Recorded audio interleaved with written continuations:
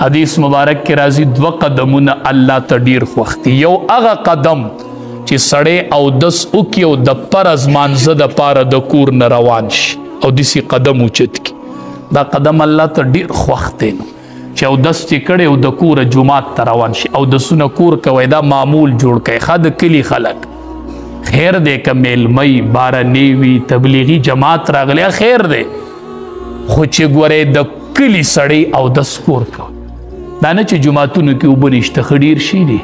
دا د اسلافو یوه طریقه وه، ښه د دې مونځ ډېر برکتي چې کور دې اودس کړی داسې قدم اوچت کړي، دا قدم ډېر پالوان دی. دا قدم یوه نیکي لیکي او یوه درجه اوچتوي، یو ګناه معاف کوي.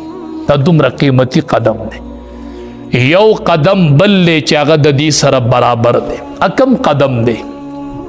کم قدم دی؟ حج لزی عمرې لزی؟ نه، دا دویم قدم چې د دې قدم سره برابر دی. دا هغه قدم دی چې د کور اوچت شي چې زم چې زه د رشته دار تپوس وکړم، زم چې د خور تپوس وکړم، زم چې د رور تپوس وکړم، زم چې د تره تپوس وکړم. دا دومره قیمتي قدم دی، دا دومره قیمتي قدم دی. د رشته دارانو لک حال احوال معلوم کړئ. رشته دارانو کې به ډېر غریبانان کپړې به یې لا نه اغوستې، غورې وکړئ، غورې وکړئ. ډېره قیمتي میاشت ده. نن یې تقریبا د 18 روژه ده، نو 19 او 20 سبا نه بله ورځ به اخیره عشره شروع کیږي. اخیره عشره عتق من النار دی، ښه د جهنم د اور نه خلاصې دی. نبی کریم صلی الله علیه وسلم چې به اخیره عشره شوله، احیا اللیل، شپه به یې روڼوله، و ایقظ اهله، د کور خلق به یې راویښ کو، پاسئ پاسئ، دا خو اخیره عشره ده، دا خو اخیره عشره ده.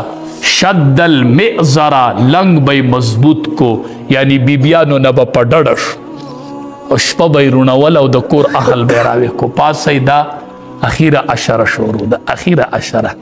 اعتکاف ته به نبی کریم صلی الله علیه وسلم کېناستو چې په کم کال وفات شوی دی، کم چې اخیره رمضان په ژوند کې راغلی دی، په هغې رمضان کې 20 ورځې اعتکاف کړی، نور به یې 10 ورځې کو. او چې اخیره رمضان یې راغی نو قرآن هم د جبریل امین سره 2 پیرې واړو او اعتکاف هم 20 ورځې وکړو. امام الانبیا چې په کومه روژه اخیرنۍ روژه راغله چې بیا به روز ختېدو، ډېره قیمتي عشره شروع ده. په دې کې یوه شپه ده چې هغې ته لیلة القدر وایي. اب حاصلول غواړي، ښه د اوس نه ورته اراده وکړئ چې هغه شپه در نه پوت نشي. دا په کال کې یوه شپه راځي او د دې شپې عبادت د 1000 میاشتو د عبادت نه افضل دی. دا در نه پوت نشي. ځوانانو مزدورۍ هم ټول کال کړي نه دي، ټول کال هم مزدورۍ نه دي کړي، ټول کال هم پیسې نه دي ګټلې. دا د پیسو ګټلو عشره نه ده، دا عتق من النار، دا د جهنم د اور نه د خلاصۍ عشره ده.